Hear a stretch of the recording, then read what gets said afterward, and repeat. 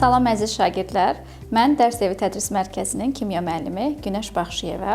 Bugün sizinlə 2025-ci ilin ikinci şans imtahanında 4-cü blok üzrə düşmüş bir sualın izahına baxacağıq.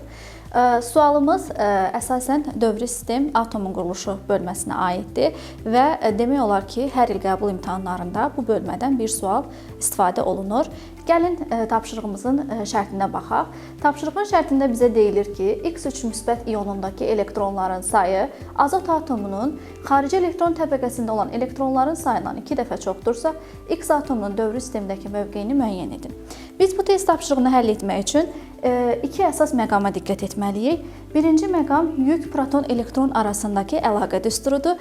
Biz bilirik ki, atomun ümumiyyətlə tərkibi nüvədən və elektron təbəqəsindən ibarətdir. Nüvənin tərkibində olan hissəciklər protonlar və neytronlardır. Elektron təbəqəsinin tərkibində olan hissəciklər isə sadəcə elektronlardır. Və atomun tərkibində neytronlar yüksüz, protonlar müsbət yüklü, elektronlar isə mənfi yüklü hissəciklər olduğundan yük proton-elektron arasındakı əlaqə düsturunu biz yazarkən atomun yükü protonlar və elektronların say fərqinə bərabər olur. Biz hal-hazırda deməli X3 müsbət ionundan danışırıqsa, biz burada qeyd edəcəyik ki, X3 müsbət ionunda bu 3 müsbət atomun yüküdür və hal-hazırda biz onun proton sayını bilmirik. Proton sayına hər hansısa bir P ədədi versək, biz buradan elektronu tapmaq üçün elektron bərabərdir proton sayından yükü çıxmalıyıq.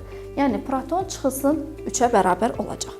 Məsələmizin digər şərtində deyilir ki, azot atomunun xarici elektron təbəqəsində olan elektronların sayından. Bunu tapmaq üçünsə biz Aufbau qaydasına müraciət edəcəyik. Aufbau qaydası elektronların orbitallarda yerləşmə ardıcıllığına əsasən təyin olunur ki, bu da elektronlar əvvəlcə aşağı enerjili orbitallara dolur, sonra isə yuxarı enerjili orbitallarda yerləşir. Bunun üçün də azotun 7 dənə elektronu var neytral vəziyyətdə. Bunu Aufbau qaydasına görə orbitallar üzərində paylayırıq. 1s2, 2s2, 2p deməli 3-ə bərabər olacaq. Və bizə xarici elektron təbəqəsində, yəni sonuncu elektron təbəqəsində olan elektronları deyirsə, deməli burada olan elektronların da cəmi neçəyə bərabər olacaq? 5-ə. Və məsələmizin şərtinə görə X3 müsbət ionunda olan elektronların sayı, yəni p çıxılsın 3, azot atomunun xarici elektron təbəqəsində olan elektronların sayından, yəni 5-dən deməli 2 dəfə çoxdur. Yəni 5 vurulsun 2 bərabər olacaq. Buradan da bizim deməli X-in neytral halda olan elektron sayını 13-ə bərabər eləyəcək. Və yenə Aufbau qaydasına qayıdaraq bu 13-ü orbitallar üzərində paylamaq lazımdır. 1s2, 2s2, 2p6, 3s2, 3p1. İndi isə bizdən sonda X atomunun dövrü sistemdəki mövqeyini müəyyən etməyimizi deyir.